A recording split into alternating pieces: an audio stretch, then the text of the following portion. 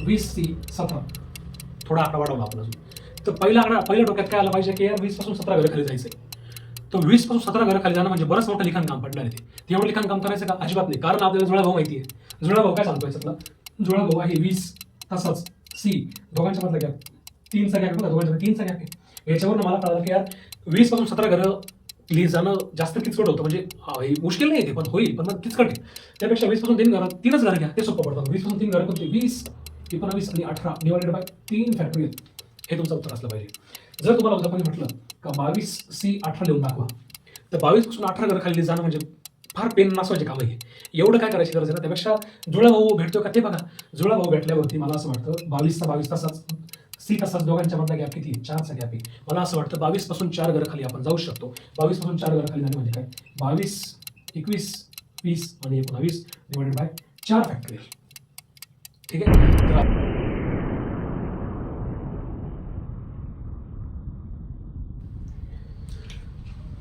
नमस्कार, मी मयूर ध्वज फ्रॉम खानदेश, म्हणून जय खानदेश. तुम्ही आणि आम्ही इथं कापर जपलोय कारण आपल्याकडं मॅथ्स सोपं केलं जातं, मॅथ्स फील करून दिलं जातं. तर आज आपण काहीतरी नवीन चालू करतोय, that is called as combination शिकायचे आपले आज. अहिराणी भाषामा, मराठी भाषामा आणि एकदम टेक्निकली व्यवस्थित शिकायचं आपल्याला ते, बरोबर. तर कॉम्बिनेशनच्या अगोदर ना बायनॉमियल नावाचा एक चॅप्टर असतो, तो तुमचा झाला असेल असं मी अजम्पशन करतो. त्याच्यामध्ये तुम्हाला फॅक्टोरियल म्हणजे काय हे आलं असेल, जसं की काही महत्त्वाच्या गोष्टी त्या आठवण करून देतो फक्त. Like 0 factorial is equal to 1 असतो, 1 फॅक्टोरियल म्हणजे 1 असतो, 2 फॅक्टोरियल म्हणजे 2 into 1 असतो, असं काहीतरी, हा ना. 3 फॅक्टोरियल म्हणजे 3 गुणिले 2 गुणिले 1 असतो. म्हणजे जेवढा फॅक्टोरियल परत बोलतो, जेवढा फॅक्टोरियल तेवढ्यापासून 1 पर्यंत खाली जायचं, सगळे नंबर लिहायचे. समजा मला कोणी विचारलं की सर 18 फॅक्टोरियल किती असेल, तर 18 पासून 1 पर्यंत खाली जायचं आणि सगळ्यांमध्ये गुणाकार करत जायचं. That is called as factorial. तिची काही व्हॅल्यू येईल ती येईल. तर माझं असं वैयक्तिक मत आहे का तुम्हाला ॲटलिस्ट 7 फॅक्टोरियल पर्यंतच्या व्हॅल्यू पाठ असल्या पाहिजे. 0 फॅक्टोरियलची व्हॅल्यू 1 असते, 1 फॅक्टोरियलची व्हॅल्यू 1 असते, 2 फॅक्टोरियलची व्हॅल्यू 2 असते, 3ची व्हॅल्यू 6 असते, 4ची व्हॅल्यू 24, 5 फॅक्टोरियलची व्हॅल्यू 120, 6 फॅक्टोरियलची व्हॅल्यू 720 आणि 7 फॅक्टोरियलची व्हॅल्यू 50-40 अशी असते. तेव्हा लिहून काढू आपण इथं, ठीक आहे. 4 फॅक्टोरियल म्हणजे 24, 5 फॅक्टोरियल म्हणजे 120, 6 फॅक्टोरियल म्हणजे 720 आणि 7 फॅक्टोरियल म्हणजे 50-40. ठीक आहे. ह्या व्हॅल्यू माहीत पाहिजे, अर्थात तिकडे झाल्या असतील त्याच्यावर परत चर्चा मी करत नाही. बरं, तुम्ही सोबत त्या चॅप्टरमध्ये हा फॉर्म्युला पण बघितला असेल एनसीआरचा. सो एनसीआर म्हणजे काय? तर एनसीआर कॉम्बिनेशनचा पार्ट. एनसीआरचा फॉर्म्युला जनरली असा लिहितो आपण, NCR is called as N factorial upon N minus R factorial into R factorial, असं काहीतरी असतं. तर याचा एक छोटासा डेमो घेऊन टाकू. 2 कन्सेप्ट आहे, त्या 2 कन्सेप्ट झाल्या की मी कॉम्बिनेशनवरती बोलायला मोकळा. ठीक आहे. सपोज मला कोणी जर विचारलं 18C2 ही व्हॅल्यू जर कोणी विचारली मला की सर याची व्हॅल्यू किती, तर मला असं वाटतं एनच्या ऐवजी इथं 18 दिसतोय, आरच्या ऐवजी 2 दिसतोय. आपण पुट करून टाकू 18 फॅक्टोरियल अपॉन 18 मायनस 2चा फॅक्टोरियल आणि परत 2चा फॅक्टोरियल. ठीक आहे ना. असा सेटअप तयार होईल त्याचा, बरोबर. दुसरी गोष्ट, याच्या पुढे काय येऊ शकतो आपण, 18 फॅक्टोरियल अपॉन 18 मधून 2 गेले 16 फॅक्टोरियल, हा ना, इंटू 2 फॅक्टोरियल लिहिले. ओके. पुढची गोष्ट अशी आहे का 18 फॅक्टोरियल तशीच ठेवली मी समजा, किंवा त्यामध्ये चेंज करून टाकू आपण. मला असं वाटतं की इथे 16 फॅक्टोरियल आहे आणि इथे 18 फॅक्टोरियल आहे, आणि मी असं अजम्पशन केलेलं आहे का माझे विद्यार्थी या बेसिक गोष्टी समजून घेतात. मला असं वाटतं जर समजा मला इथला 16 फॅक्टोरियल जर कॅन्सल करायचा असेल तर मी इथं 16 फॅक्टोरियल प्रोड्यूस करू शकतो त्याचं एक्सपान्शन करून. कसं ते असं, 18 into 17 into 16 factorial upon 16 factorial into 2 factorial. Okay. म्हणजेच काय, जर तुम्ही बघितलं ना फॉर्म्युला, 16 फॅक्टोरियल जर 17 ने गुणलं 17 फॅक्टोरियल झाला, परत त्याला 18 ने गुणलं 18 फॅक्टोरियल झाला. म्हणजेच काय, आपण हवा तो फॅक्टोरियल त्याच्या लहान नंबरमध्ये ब्रेक डाऊन करू शकतो. आता हे समजणार कसं, तुम्हाला कॅन्सल नेमका कोण करायचं याच्यावर ठरतं ते. एनिवे, आपण इथून आलो, इथपर्यंत गाडी कट केली. ठीक आहे. आता हे एक्झाम्पल मी होल्डवर ठेवतो, अजून एक एक्झाम्पल घेऊ. त्यात काही चमत्कार आहे का ते बघून घेऊ, म्हणजे सोपं काय करतात का ते चेक करू आपण. ओके. पुढची गोष्ट होती, समजा मी म्हटलं की 15C4, हा ना, असा फॉर्म्युला लिहिला मी 15C4. तर मला असं वाटतं इथे लिहू शकतो मी 15 factorial upon 15 minus 4 factorial into 4 factorial, right. तर पुढच्या वळीवरती मी असं लिहिलेला 15 फॅक्टोरियल अपॉन 15 मधून 4 गेले 11 उरले, 11 फॅक्टोरियल इंटू 4 फॅक्टोरियल, बरोबर. तुम्ही जर बघितलं ना पोरांनो, इथं 11 फॅक्टोरियल आहे, इथं 15 फॅक्टोरियल आहे. मला असं वाटतं 11 फॅक्टोरियलचं तर काही एक्सपान्शन जास्त होणार नाही, परंतु जर 15ला आपण जर खोलला ना, असा 15ला जर खोलला तर तो 11 पर्यंत काहीतरी आकडे देऊ शकतो आपल्याला. ते आकडे कसे असतील बघा, मला असं वाटतं 15 गुणिले 14 गुणिले 13 गुणिले 12 गुणिले 11 फॅक्टोरियल अपॉन 11चा फॅक्टोरियल इंटू 4चा फॅक्टोरियल, बरोबर इथपर्यंत. म्हणजे मी असं ऑब्झर्वेशन करतो का तुम्हाला हे सगळं येतंय, त्याच्या पुढे जायचंय मला. ओके, हा इथून मी कॅन्सल करून टाकला. मग मला असं वाटतं ही लमसम टर्म काय उरली माहिती का, 15 गुणिले 14 गुणिले 13 गुणिले 12 अपॉन 4 फॅक्टोरियल. आणि ह्या एक्झाम्पल इकडच्या एक्झाम्पल मध्ये लमसम टर्म काय उरली होती, 18 गुणिले 17 अपॉन 2 फॅक्टोरियल. तुम्ही बारीक पोरांनो बघा, बारीक ऑब्झर्वेशन करा, कारण की मला एका वाक्यात हे समअप करायचं बरं का. आता जर मला कोणी जर म्हटलं असं की सर 18 C2 ची व्हॅल्यू काय, तर मी त्याला म्हणतो का पोरा 18 पासून 2 घरं खाली जा, 18 पासून 2 घरं खाली जायचे आणि डिवाइड बायला हा इथला जो असं तो टाकून द्यायचा. 18 पासून 2 घरं खाली म्हणजे काय, 18 आणि 17 डिवाइड बायला 2 फॅक्टोरियल. मग ते इथं पण लागू पडलं पाहिजे ना, इथं लागू पडतं का चेक करू. 15 पासून 4 घरं खाली या, 15 पासून 4 घरं खाली या, 15 पासून 4 म्हणजे काय, 15 14 13 12 1 2 3 4 डिवाइड बायला 4 फॅक्टोरियल, बरोबर. आता याच्या व्हॅल्यू काढायच्या का नाही, आपल्याला जो मेन टॉपिक बघायचा त्याच्यासाठीची पूर्वतयारी सगळी, म्हणजे त्यांना करता काय लागत ना, ती आत्ते तुम्हाला पण करली जाईल मी आता, ठीक आहे.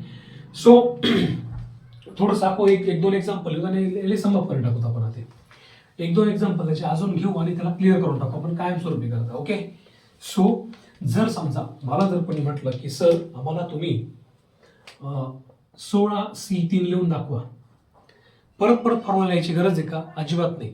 इथं काय आलंय 16C3 ना, 16 पासून 3 घरं खाली जा. 16 पासून 3 घरं म्हणजे काय, 16 गुणिले 15 गुणिले 14 डिवायडेड बाय इथं किती आहे 3 फॅक्टोरियल, एवढंच. उद्या मला जर कोणी म्हटलं का 9C2 लिहून दाखवा, 9 पासून 2 घरं खाली जा, 9 पासून 2 घरं म्हणजे काय, 9 आणि 8 डिवायडेड बाय 2 फॅक्टोरियल. बरं, 11 पासून कोणी जर म्हटलं 11C4 ची व्हॅल्यू काय येईल, 11 पासून 4 घरं खाली जा, 11 10 9 8 डिवायडेड बाय काय 4 फॅक्टोरियल, एवढंच आहे. हे कॅल्क्युलेटरने म्हणजे आपण जे फॉर्म्युला वापरायचे तुम्हाला मी पुरावा दाखवला बरं का याचा, ठीक आहे. तरी झाली गोष्ट म्हणजे समजा तुम्हाला जर कोणी म्हटलं की NCRचा फॉर्म्युला लिहा, एवढा सी एवढा वगैरे वगैरे जे असेल ते तुमच्या डोक्यात पहिली लाईट पेटली पाहिजे का, एवढ्यापासून मला एवढे घर खाली जायचंय, एवढ्यापासून एवढे घर खाली जायचंय डिवाइड बाय तेवढा फॅक्टोरियल. आता तोंडी थोडी प्रॅक्टिस करून घेऊ आपण, तोंडी बरं का. तोंडी प्रॅक्टिस म्हणजे काय, त्यातलं पहिली गोष्ट, जर तुम्हाला कोणी म्हटलं की सपोज 15C3 लिहून दाखवा, 15C3, 15 पासून 15C3 बरं का, म्हणजेच काय लाईट पेटली पाहिजे, 15 पासून 3 घरं खाली जायचे, 15 पासून 3 घरं खाली म्हणजे काय 15 14 13 divided by 3 factorial, done. Okay, ठीक आहे, ही झाली एक गोष्ट. आता ना एक जुळाभाऊ नावाची कन्सेप्ट आहे. जुळाभाऊ म्हणजे काय, याच्यासारखीच सेम व्हॅल्यू देणारा एक माणूस असतो अजून जगात, जुळाभाऊ म्हणतो आपण त्याला. तर जुळाभाऊ म्हणजे काय ते पण समजून घ्या. सपोज मला जर कोणी म्हटलं का 16C13 ची व्हॅल्यू किती येईल, 16C13 यायचे मला, बरोबर ना. तर अकॉर्डिंग टू फॉर्म्युला, हा जो वरचा फॉर्म्युला ना, आता बघा 16 पासून तुम्ही 13 घरं खाली जाऊ शकता, परंतु एवढं 13 घरं खाली जाणं म्हणजे किती अडचणीचं होणार आहे, म्हणजे तोंडाला फेस यायचे काम आहे. एवढं हार्डवर्क करायचं काही गरजच नाही ना, आपण त्याच्यावर काहीतरी थोडं काढून घेऊ काय तो. तर मला असं वाटतं इथं बसला 16 फॅक्टोरियल डिवायडेड बाय 16 मायनस 13चा फॅक्टोरियल इंटू 13 फॅक्टोरियल, बरोबर. ठीक आहे, बघू काय होतं याचं. तर तुम्ही बघितलं ना पोरांनो, इथं काय होतं माहिती का, 16 फॅक्टोरियल अपॉन 16 मधून 13 गेले, उरले खाली 3 फॅक्टोरियल इंटू 13 फॅक्टोरियल, एवढं उरलं. म्हणजे याच्यातून काही जरी आपण जरी केलं प्लस मायनस जरी केले किंवा काही जे केलं तरी एवढं उरतं आपल्याकडे सध्या पुरतं, ठीक आहे. तर याला काय करू शकतो, जर मगाशी बोलल्याप्रमाणे मला असं वाटतं ह्या 13चं काही करू शकत नाही, पण हा 16 वाला आपण नक्कीच फोडू शकतो. तो फोडून कसा होईल बघा. 16 गुणिले 15 गुणिले 14 गुणिले 13 फॅक्टोरियल अपॉन 13 फॅक्टोरियल. बरोबर ना. 16 फोडून काढला फक्त मी. 16 फोडल्यावरती होतं काय, 16 15 14 13 फॅक्टोरियल, 13ला 13 गेला, एवढेच डिवाइड बाय 3 होता बरं का इथे. ठीक आहे, एवढ्या 3 गोष्टी उरल्या. तुम्ही जर बरोबर नीट जर बघितलं ना तर हा आणि हा तुम्हाला सेम दिसतो बघा. पहिला इकडचा एकदम कट टू कट सेम. इथला पहिला बघा, तो बघा, त्याचे उत्तर सेम आलेले. याचा अर्थ याचं सगळं सॉर्ट आउट करून उत्तर पण सेम येणार आहे, म्हणजे त्या दोघांच्या व्हॅल्यू पण सेम येणार आहे. यातून एक प्रोड्यूस होतं. याच्यातून आयडिया काय येते आपल्याला की यार हे दोघं एकमेकाचे जुळे भाऊ आहे, जुळे मेंबर येते.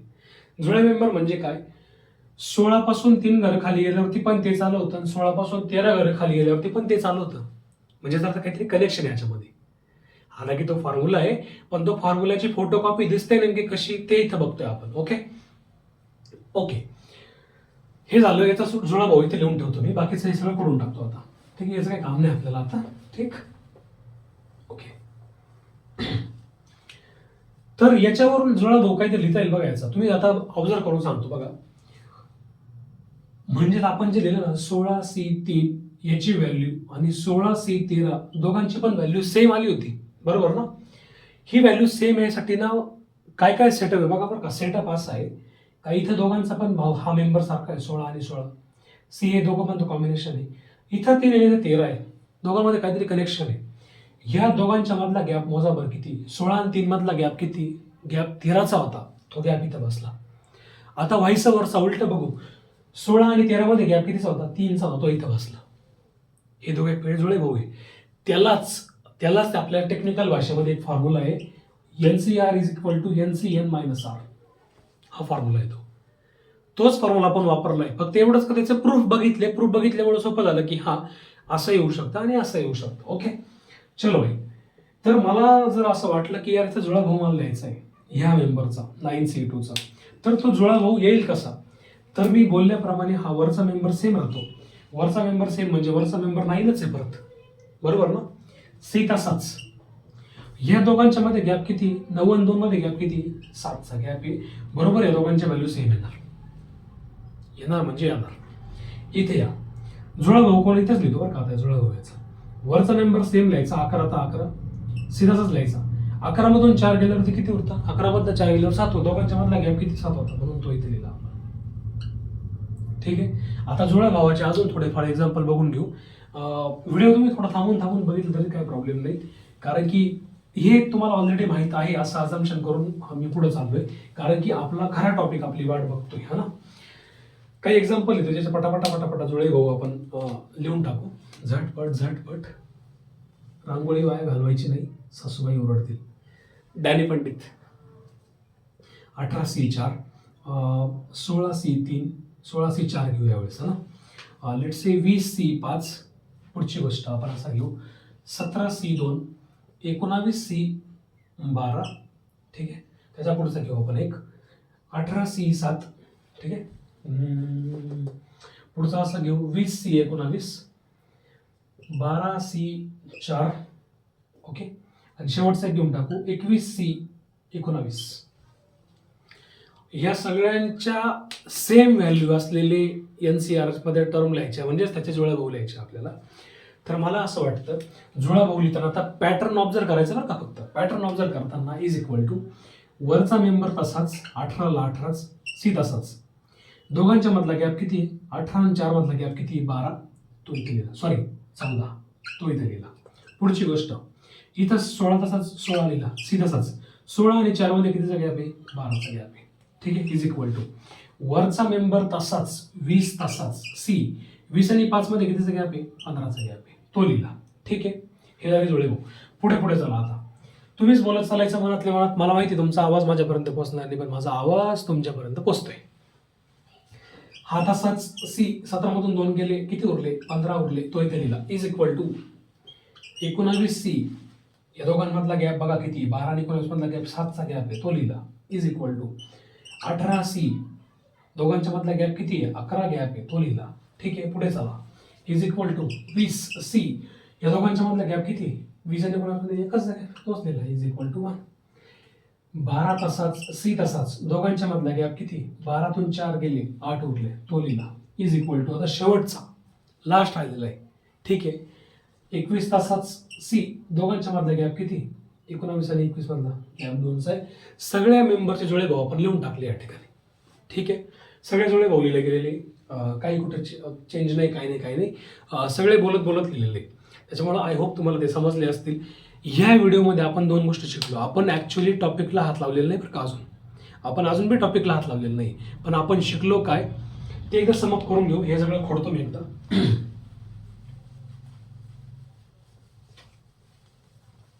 ठीक आहे. 2 गोष्टी शिकलो. त्यातली पहिली म्हणजे काय, सपोज जर मला कोणी म्हटलं की 18C4 लिहून दाखव, 18C4 ची व्हॅल्यू काय असेल, तर मी अख्खा फॉर्म्युला वापरेल का नाही वापरेल त्याच्यापेक्षा माझ्या डोक्यात पहिल्यांदा काय आलं पाहिजे का मला 18 पासून 4 घर खाली जायचंय. 18 पासून 4 घर खाली जायचं म्हणजे काय, 18 × 17 × 16 × 15 divided by 4 factorial. He value कसली आली? 18C4 ची व्हॅल्यू आली. ठीक आहे. पुढे जर आपल्याला कोणी म्हटलं का समजा मुलांनो मला लिहून दाखवा 19C3 लिहून दाखवा, तर मला त्यावेळेस असं वाटलं पाहिजे की यार 19C3 म्हणजे 19 पासून 3 घर खाली जायचे, 19 पासून 3 घर खाली जायचे, 19 गुणिले 18 गुणिले 17 अपॉन 3 फॅक्टोरियल हे तुमचं उत्तर असलं पाहिजे. ठीक आहे. थोडं ट्विस्ट करू आपण. जर तुम्हाला उद्या कोणी म्हटलंच की जर आपल्याला कोणी म्हटलं उद्या का 20C12 ची व्हॅल्यू लिहून दाखवा, तर मुलांनो थांबा जरा आकडा जरा चेंज करतो मी. 20C17 थोडा आकडा वाढवला आपण अजून. तर पहिल्या डोक्यात काय आलं पाहिजे की यार 20 पासून 17 घर खाली जायचंय. तर 20 पासून 17 घर खाली जाणं म्हणजे बरंच मोठं लिखाण काम पडणार आहे. ते एवढं लिखाण काम करायचं का? अजिबात नाही. कारण आपल्याला जुळा भाऊ माहिती आहे. जुळा भाऊ काय सांगतो याच्यातला? जुळा भाऊ आहे 20 तसंच सी दोघांच्या मधला गॅप 3चा गॅप आहे बघा, दोघांच्यामध्ये 3चा गॅप आहे. याच्यावरून मला कळालं की यार 20 पासून 17 घरं लिहित जाणं जास्त किचकट होतं. म्हणजे मुश्किल नाही ते, पण होईल, पण मग किचकट आहे. त्यापेक्षा 20 पासून 3च घरं घ्या, ते सोपं पडतं. 20 पासून 3 घरं कोणते? 20, 19 आणि 18 डिवायडेड बाय 3 फॅक्टोरियल हे तुमचं उत्तर असलं पाहिजे. जर तुम्हाला उद्या कोणी म्हटलं का 22C18 लिहून दाखवा, तर 22 पासून 18 घरं खाली जाणं म्हणजे फार पेन नसवायचे काम आहे. एवढं काय करायची गरज आहे ना. त्यापेक्षा जुळा भाऊ भेटतोय का ते बघा. जुळा भाऊ भेटल्यावरती मला असं वाटतं 22चा 22 तासाच सी तासाच दोघांच्या मधला गॅप किती आहे? 4चा गॅप आहे. मला असं वाटतं 22 पासून 4 घरं खाली आपण जाऊ शकतो. 22 पासून 4 घरं खाली जाणे म्हणजे काय? 22, 21, 20 आणि 19 डिवायडेड बाय 4 फॅक्टोरियल. ठीक आहे. तर आपण या व्हिडिओमधनं काय शिकलो? तर एवढं शिकलो. एक शिकलो आपण NCRचा फॉर्म्युला किती घरं खाली जायची हे समजतं. आणि दुसरी गोष्ट जुळा भाऊ म्हणजे काय हे शिकलो. या सगळ्यांचे पुरावे आपल्या समोर आहे. कारण का आपण हे सगळं समजून घेतोय? कारण की आपल्याला ह्या टॉपिकपर्यंत जायचंय. ह्या टॉपिकपर्यंत जाण्यासाठी आपल्याला हे गरजेचं होतं. कारण की आपल्याला मॅथ्स सोपं करायचंय, फील करून घ्यायचंय, म्हणून हे गरजेचं आहे. Thank you so much.